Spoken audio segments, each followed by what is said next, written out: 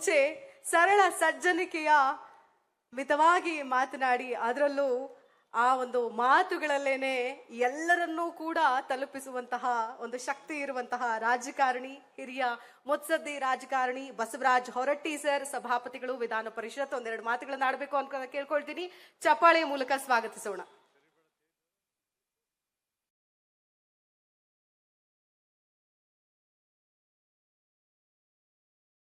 ಈ ಕಾರ್ಯಕ್ರಮದ ಉದ್ಘಾಟಕರು ಕರ್ನಾಟಕ ಸರ್ಕಾರದ ಅತ್ಯಂತ ಜನಪ್ರಿಯ ಮುಖ್ಯಮಂತ್ರಿಗಳಾದಂಥ ಸಿದ್ದರಾಮಯ್ಯನವರೇ, ಪ್ರಕಾಶ್ ಅವರೇ, ವೇದಿಕೆ ಮೇಲೆ ಆಸೀನಂತೆಲ್ಲ ಗಣ್ಯಮಾನ್ಯರೇ, ಸಹೋದರ ಸಹೋದರರೇ, ಗಂಟ್ಲ ಸರಿ ಇಲ್ಲ ಮಾತಾಡೋದಿಲ್ಲ ಅಂತ ಹೇಳಿದ್ದೆ. ಮುಖ್ಯಮಂತ್ರಿಗಳು ನಾವು ಬಿಡುದಿಲ್ಲ ಅಂತ ಗೊತ್ತಿತ್ತು, ಆದರೂ ಸಹಿತ ಪ್ರಯತ್ನ ಮಾಡಿದೆ. ಮುಖ್ಯಮಂತ್ರಿಗಳ ಮಾತನ್ನು ಕೇಳಿ ಎರಡೆರಡು ಮಾತನ್ನು ನಾನು ಮಾತನಾಡ್ತೀನಿ. ಇವತ್ತ ಇಡೀ ದೇಶದಲ್ಲಿ ಹೆಮ್ಮೆ ಪಡುವಂಥ ಕಾರ್ಯಕ್ರಮವನ್ನು ಇಲ್ಲಿ ನಮ್ಮ ಬೆಂಗಳೂರಲ್ಲಿ ಆಯೋಜನೆ ಮಾಡಿ ಈ ಫಿಲ್ಮ್ ಫೆಸ್ಟಿವಲ್ಲು ಇಡೀ ನಾಡಿಗೆ ಮಾದರಿಯಾದಂಥ ಫಿಲ್ಮ್ ಫೆಸ್ಟಿವಲ್ ಆಗ್ತಿದೆ ಅನ್ನೋದರಲ್ಲಿ ಎರಡು ಮಾತುಗಳಿಲ್ಲ. ಮುಖ್ಯಮಂತ್ರಿಗಳಾದಾಗಿಂದ ಸಿನಿಮಾದ ಬಗ್ಗೆ, ಸಿನಿಮಾದಲ್ಲಿ ಕೆಲಸ ಮಾಡೋರ ಬಗ್ಗೆ, ಸಿನಿಮಾದಲ್ಲಿ ಪಾತ್ರವಹಿಸೋರ ಬಗ್ಗೆ ಅನೇಕ ಸಂಕಷ್ಟಗಳನ್ನು ಸಾಧು ಕೋಕಿಲ್ ನನ್ನ ಮುಂದೆ ಬಂದು ಎಕ್ಸ್ಪ್ರೆಸ್ ಮಾಡಿದರು. ಆ ಹಿನ್ನೆಲೆಯಲ್ಲಿ ಒಂದು ಮಾತನ್ನು ಹೇಳಿದರು ಅವರು, ಕಲಾವಿದರಿಗೆ ಏನಾದರೂ ತೊಂದರೆ ಆದರೆ, ಏನು ಕಾಯಿಲೆ ಆದರೆ 75,000 ರೂಪಾಯಿಯನ್ನು ಕೊಡ್ತೀವಿ ಸರ್ಕಾರದವರು. ನಾವು ಮುಖ್ಯಮಂತ್ರಿಗಳನ್ನ ವಿನಂತಿ ಮಾಡಿದಾಗ ಅವರು ಸಾಧು ಕೋಕಿಲ್ 1 ಲಕ್ಷ ರೂಪಾಯಿ ಕೇಳಬೇಕಂತ ಮಾಡಿದ್ರು ಕಾಣ್ತದೆ.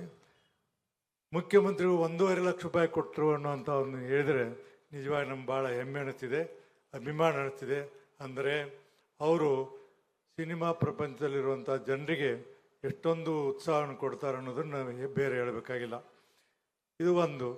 ಇವತ್ತ ಸಿನಿಮಾಗಳು ಅವರು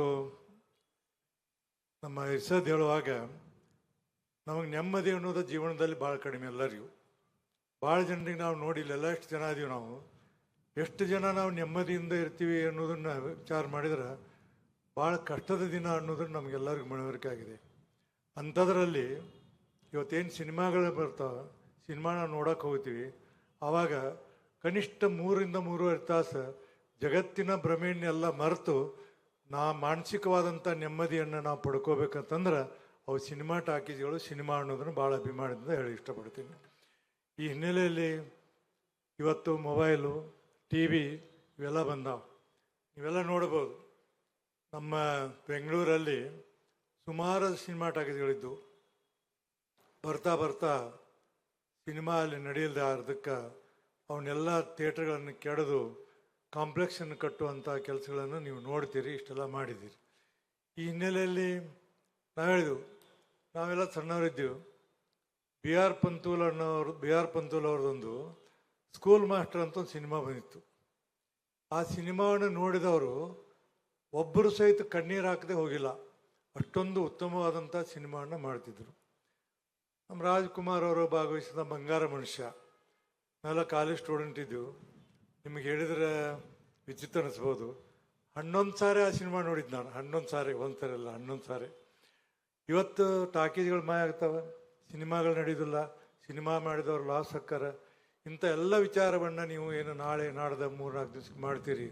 ಕೇವಲ ಸಿನಿಮಾಗಳನ್ನು ಪ್ರದರ್ಶನ ಮಾಡೋದ್ರ ಕೂಡ ಸಿನಿಮಾದಲ್ಲಿರುವಂಥ, ಸಿನಿಮಾದಲ್ಲಿ ಕೆಲಸ ಮಾಡುತ್ತಿರುವಂಥ, ಸಿನಿಮಾದಲ್ಲಿರುವಂಥ ಆ್ಯಕ್ಟ್ರಸ್ಸು ಬೇರೆ ಬೇರೆಯವ್ರಿಗೆ ಏನೇನು ಸಮಸ್ಯೆಗಳದಾವೆ, ಯಾಕೆ ಇನ್ನೂ ಅಲ್ಲಿಗೆ ಸಿನಿಮಾ ನಮ್ಮ ರಾಜ್ಯದಲ್ಲಿ ಇನ್ನೂ ಹೆಚ್ಚು ಹೆಚ್ಚು ಸಿನಿಮಾಗಳು ಬರೋದಕ್ಕೆ ಸಮಸ್ಯೆಗಳದಾವೆ, ಇವನ್ನೆಲ್ಲವನ್ನು ಚರ್ಚೆ ಮಾಡಿ ಸರ್ಕಾರಕ್ಕೆ ನಿಮ್ಮಲ್ಲಿ ಇರುವಂಥ ನ್ಯೂನತೆಗಳನ್ನು, ತೊಂದರೆಗಳನ್ನು ಸರ್ಕಾರಕ್ಕೆ ಕೊಟ್ಟರೆ ಖಂಡಿತವಾಗಿ ಸರ್ಕಾರ ನಿಮ್ಮೆಲ್ಲರಿಗೆ ಸಹಾಯಕ್ಕೆ ಬರುವಂಥ ಕೆಲಸವನ್ನು ಮಾಡ್ತಿದೆ ಅನ್ನುವಂಥ ಭರವಸೆಯನ್ನು ನಾನು ಮುಖ್ಯಮಂತ್ರಿಗಳ ಪರವಾಗಿ ಹೇಳಲಿಕ್ಕೆ ಇಷ್ಟಪಡ್ತಿದ್ದೀನಿ. ಯಾಕೆ ಈ ಮಾತನ್ನು ಹೇಳ್ತಾ ನನಗೆ ಗೊತ್ತಿದೆ ಮುಖ್ಯಮಂತ್ರಿಗಳದು. ಮುಖ್ಯಮಂತ್ರಿಗೆ ಏನಾದರೂ ಒಂದು ಮನದಟ್ಟಾದರೆ ಇಂಥ ಅದರಲ್ಲಿ ಅವರು ಈ ಸಾಂಸ್ಕೃತಿಕ ಕಾರ್ಯಕ್ರಮಗಳಿಗೆ, ಸಿನಿಮಾಗಳಿಗೆ, ನಾಟಕಗಳಿಗೆ ಭಾಳಷ್ಟು ಪ್ರೋತ್ಸಾಹ ಕೊಡುವಂಥ ಮುಖ್ಯಮಂತ್ರಿಗಳು. ಇಷ್ಟೆಲ್ಲ ವರ್ಷದಿಂದ ಮುಖ್ಯಮಂತ್ರಿಗಳ ಕೆಲಸ ಮಾಡಿದ್ದಾರೆ.